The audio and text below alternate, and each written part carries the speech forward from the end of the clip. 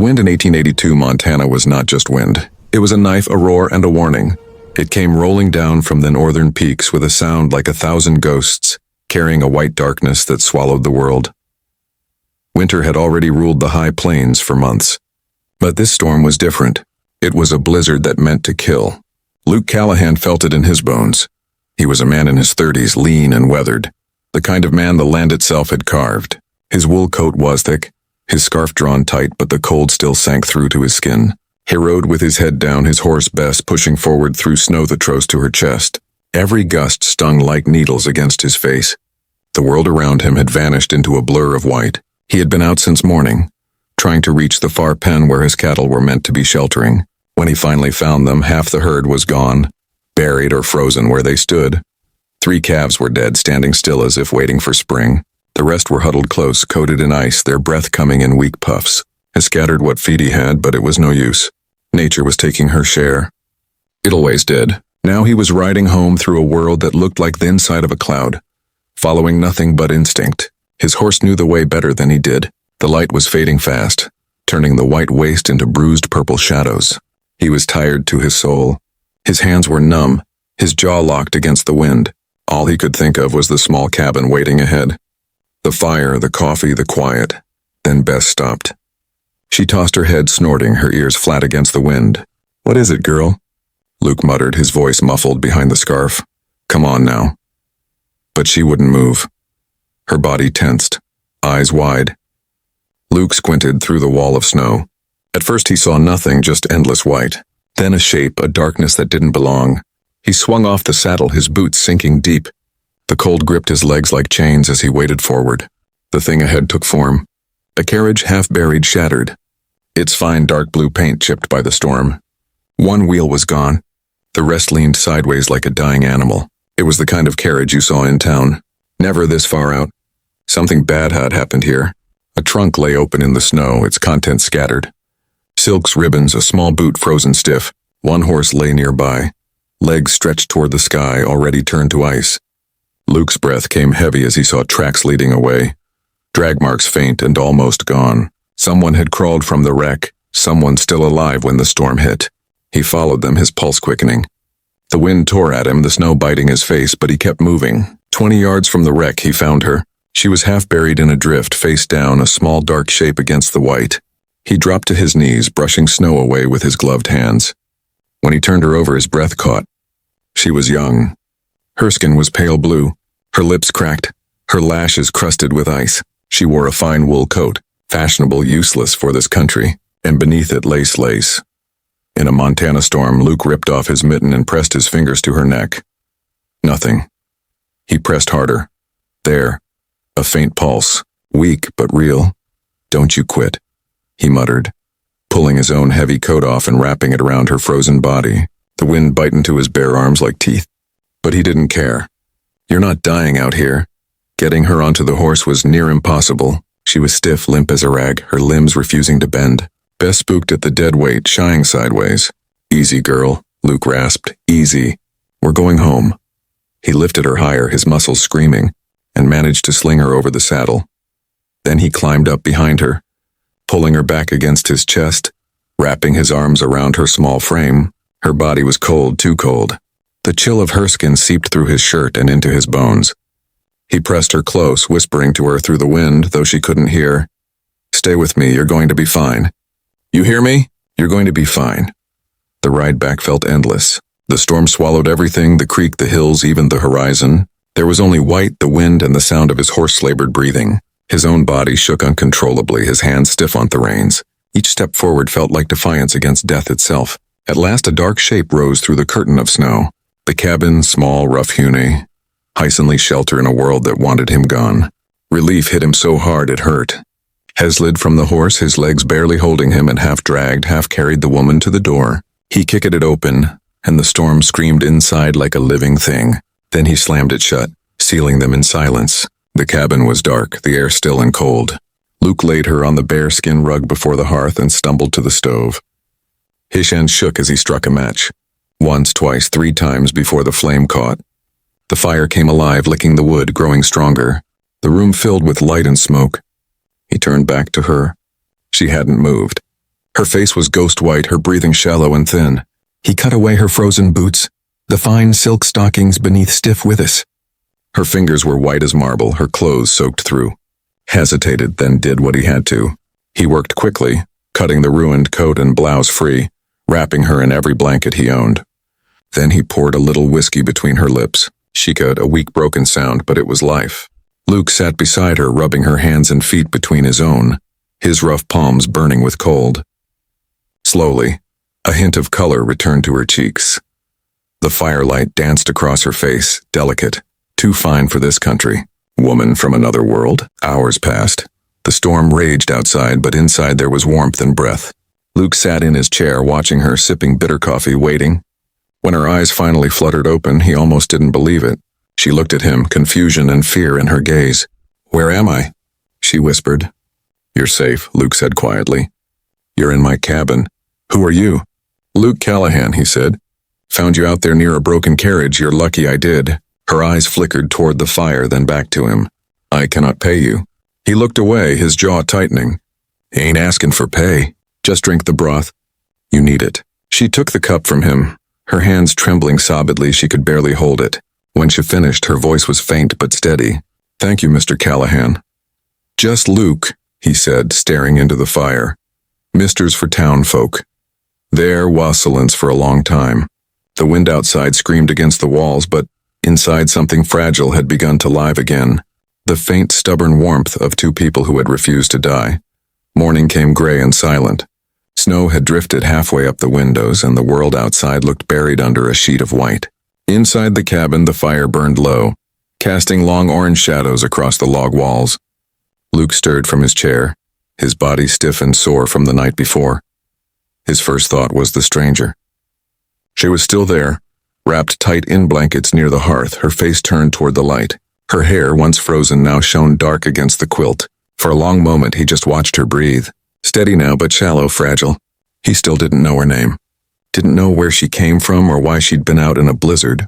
But he knew one thing. If he hadn't found her, she'd be dead.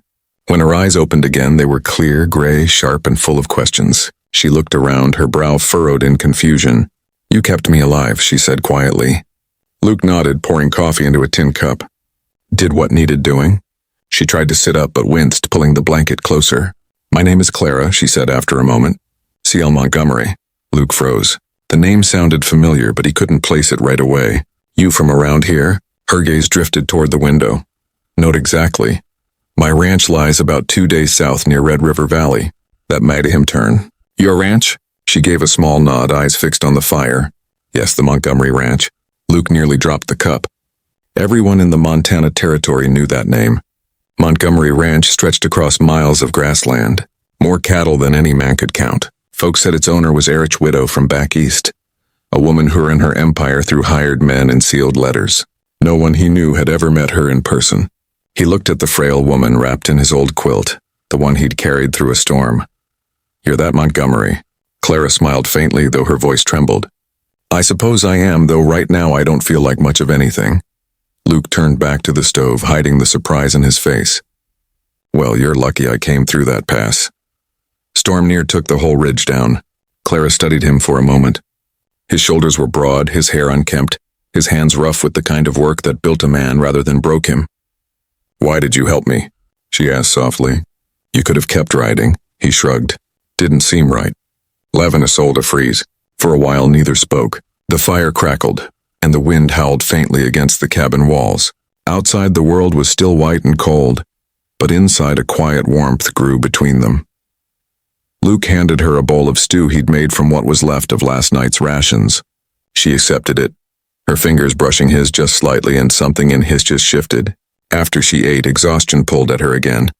He set another log on the fire and stepped outside to clear the doorway. The snow was high, the air biting. His breath came out in clouds as she shoveled a path to the stable. Bess snickered softly when he entered, steam rising from her nose. He rubbed her neck. "You did good, girl," he murmured, "real good." When he returned inside, Clara Ara was awake again, watching him. "You work alone?" she asked. "Most days," he said, taking off his gloves. "Ranch ain't much. Just 40 head and a stubborn mule, but it's mine." Clara smiled faintly. "That's more than most can say." He poured her another cup of coffee, and for a while, they just sat. She told him she'd been traveling to inspect a neighboring property. Asmaller Ranch her foreman wanted to buy. The storm had struck before her driver could turn back. He didn't make it, she said quietly. I saw the carriage go down the ridge. Luke nodded, his jaw tight. Storm like that takes no sides, sorry about your man. She looked up at him, her eyes soft. You've lost people too, haven't you? He didn't answer for a long time. Wife, he said finally. 3 winters ago, fever took her. Haven't spoken much since. Clara's eyes glistened in the firelight. I'm sorry. Luke shrugged, staring into the flames. World don't owe us kindness, but it gives us chances. They sat insolence again. Outside, the storm began to fade. The sky lightning through the cracks in the shutters. Inside, something unseen shifted. The beginning of understanding. Or maybe the slow thaw of 2 lonely hearts that had been frozen too long. That night, as she slept again, Luke sat by the window looking out over the snow-covered hills. He thought about the Montgomery Ranch, the wealth, the power, the kind of world she came from. And then he looked back at her, fragile and human, her face calm in the firelight. He realized he didn't care about her name or her land. What mattered was that she was alive. By dawn, the snow had stopped. The world lay clean and white beneath a pale sun. When Clara awoke, she sat up slowly and looked toward the window. It's beautiful, she whispered. Luke smiled a little. It'll melt soon enough. I should leave today, she said. They'll be searching for me. Not till the road clears, he said firmly. You'd never make it. Clara looked at him. Really looked. Thaman, who'd carried her through death's door. The man who asked for nothing. Something stirred deep inside her. Something she hadn't felt in years. Then I suppose, she said softly, I'm in your debt a little longer. Luke chuckled, shaking his head. No debts here, Miss Montgomery. Just company. Her lips curved into the faintest smile. Then company it is. Outside, the snow began to fall again. Lighter this time, soft and harmless. And in that small cabin in the middle of nowhere, 2 strangers shared the first real warmth either had felt in years. 3 days passed before the sun broke through the clouds for good. The land that had looked dead now glittered under the pale gold of morning. The drifts had settled low enough that a rider could make it through, and the air smelled clean again.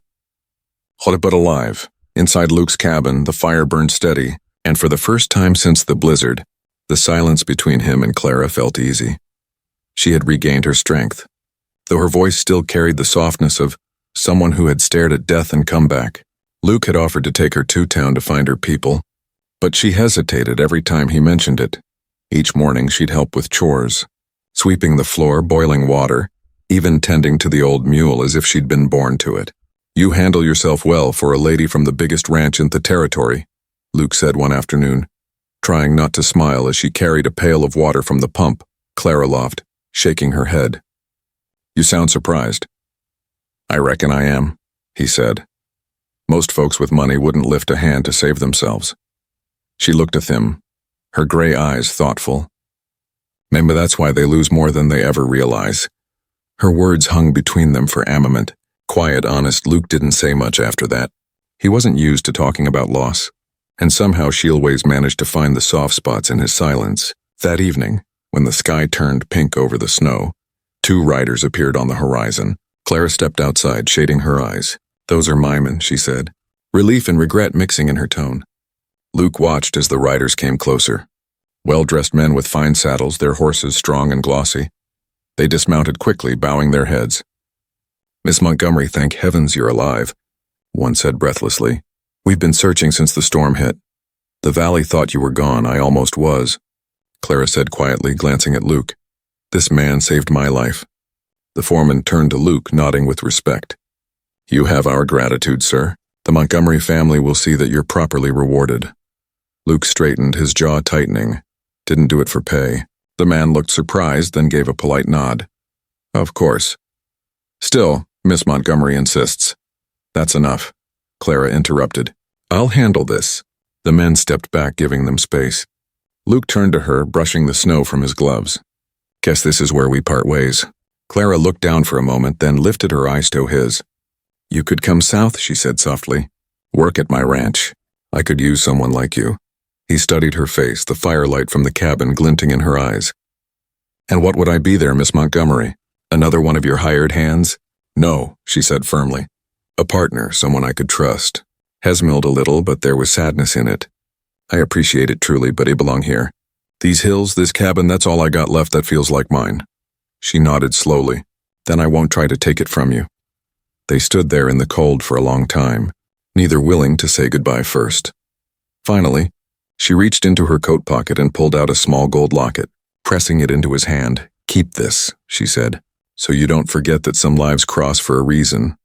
Quote. He looked down at it, turning it over in his rough fingers. Don't reckon I'll forget you, Clara Montgomery. She smiled faintly. Then that's enough. Her men helped her onto her horse, and she looked back one last time before riding off toward the horizon. Luke stood in the snow watching until she disappeared into the light. The land fell silent again. Only the wind and the soft creak of the cabin behind him. Weeks passed. Spring came slow, the snow melting into mud, then grass. Life returned to the prairie. The rivers thawed, the cattle moved, and Thesky lost its gray edge. Luke went about his days as before, fixing fences, tending the herd. But something inside him had shifted. The cabin no longer felt empty. The echo of her voice, her laughter, lingered in the walls. One morning a letter arrived. The paper was fine, sealed with wax and the handwriting neat and bold. Mr. Callahan, the Montgomery Ranch, would like to acquire the grazing rights to your northern valley. Enclosed is an offer we believe more than fair. However, if you ever find yourself south of the river, I hope you'll stop by, not for business but for supper. Yours truly, Clara M. Luke read it twice, smiling faintly at the corner of the page. He folded the letter and slipped it into the same drawer that held the gold locket. That night he stepped out onto the porch. The sky was wide and full of stars, there cool and quiet. Somewhere far to the south he imagined the lights of her big ranch glowing across the plains. He tipped his hat toward that distant horizon. Maybe someday, he murmured, I'll take that ride.